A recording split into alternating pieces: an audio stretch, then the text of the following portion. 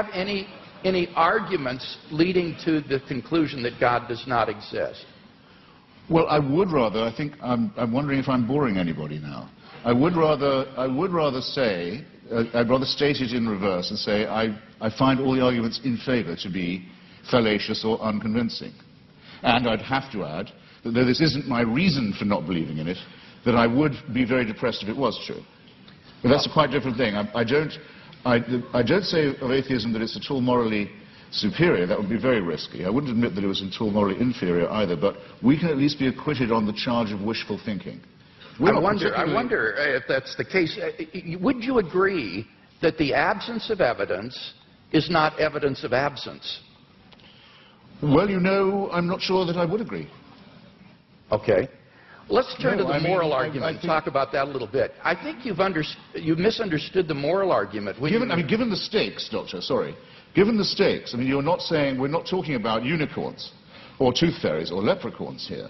We're talking about an authority that would give other human beings the right to tell me what to do in the name of God.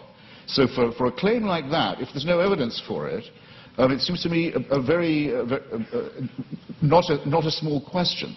No, it's certainly not a small question. Because you're making a very, very, very large claim. Your evidence had better be absolutely magnificent, it seems to me. And it's the lack of magnificence, I think, that began to strike me first. One final question, Doctor.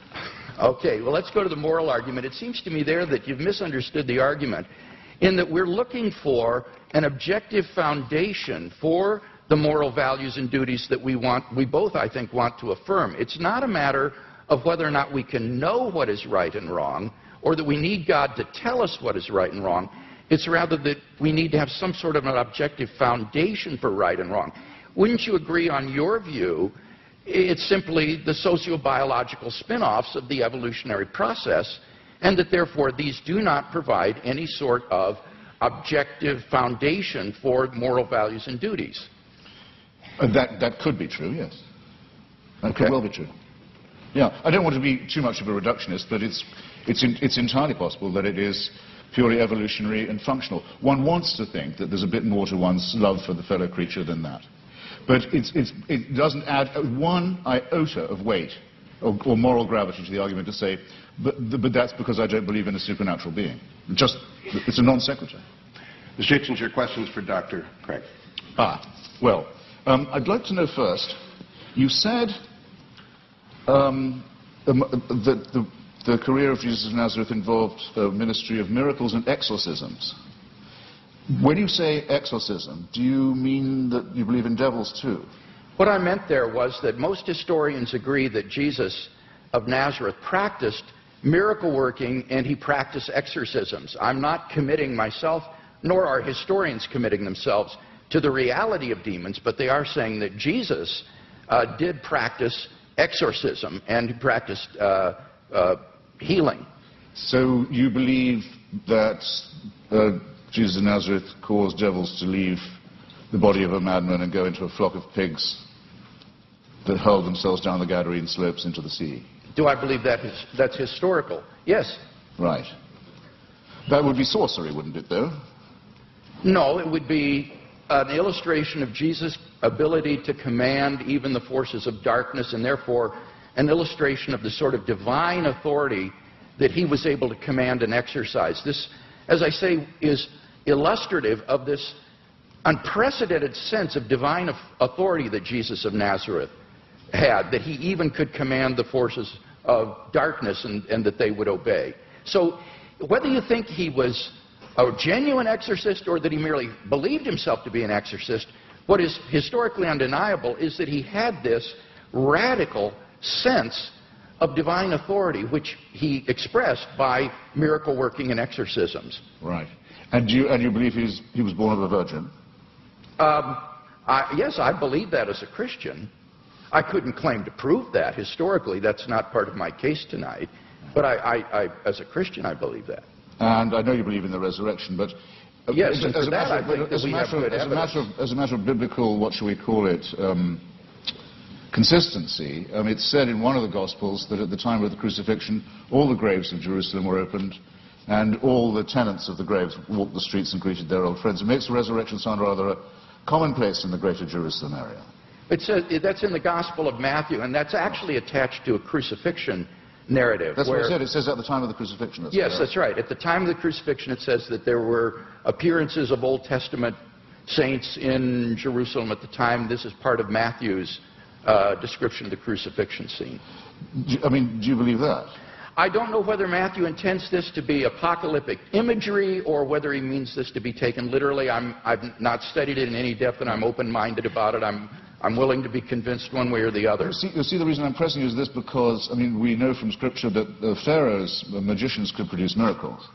In the end, Aaron could outproduce them. But what I'm suggesting to you is even if the laws of nature can be suspended and great miracles can be performed, it doesn't prove the truth of the doctrine of the person who's performing them. Or would you not agree to that? Not necessarily. I think that's right. So somebody could be casting out devils from pigs, and that wouldn't prove he was the Son of God.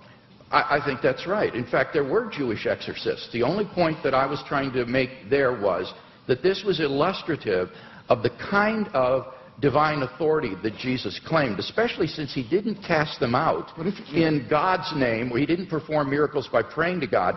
He would do them in his own authority. So that Jesus exercised an authority that was simply unheard of at that time, and for which he was eventually crucified because it was thought to be blasphemous.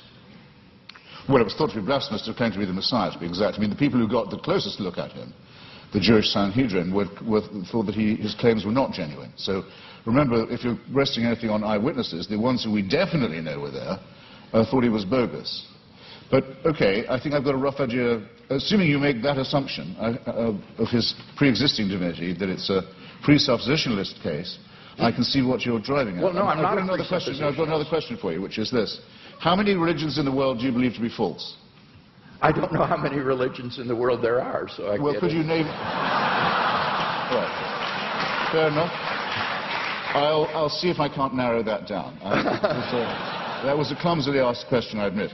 Do you regard any of the world's religions to be false? Do you regard any of the world's religions to be false preaching? Yes, I think, yeah, certainly. Would you name one, then? Islam. That's quite a lot. Pardon me? That's quite a lot. Yes. Do you think it's moral to preach false religion? No. So religion is responsible for quite a lot of wickedness in the world right there. Certainly. Right. I'd be happy to concede that. I would agree with that. So if I was a baby being born in Saudi Arabia today, would you rather I was me or a Wahhabi Muslim? Would I be? You'd rather be what? Would you rather it was me? It was an atheist baby or a Wahhabi baby?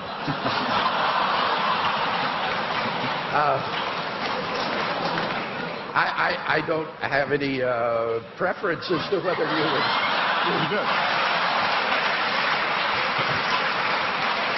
As bad as that. Okay. Are there any? I've only got a few seconds. It's a serious question. I shouldn't squander it. Are there any Christian denominations you regard as false? Certainly. Could I know what they are? Well, I'm not a Calvinist, for example. I think that certain tenets of Reformed theology are incorrect. I would be more in the Wesleyan camp myself. But these are differences among brethren. These are not differences on which we need to put one another in some sort of a cage. So within the Christian camp, there's a large diversity of perspectives. I'm sure there are views that I hold that are probably false. But I'm trying my best to get my theology straight, trying to do the best job, but I think all of us would recognize that none of us agree on every point of Christian doctrine, on every dot and tittle. Before Mr. Hitchens succeeds in launching another series of religious wars among Christians, let's get to the responses. 7 minutes are each. Dr. Craig, it is your 7 minutes. Okay.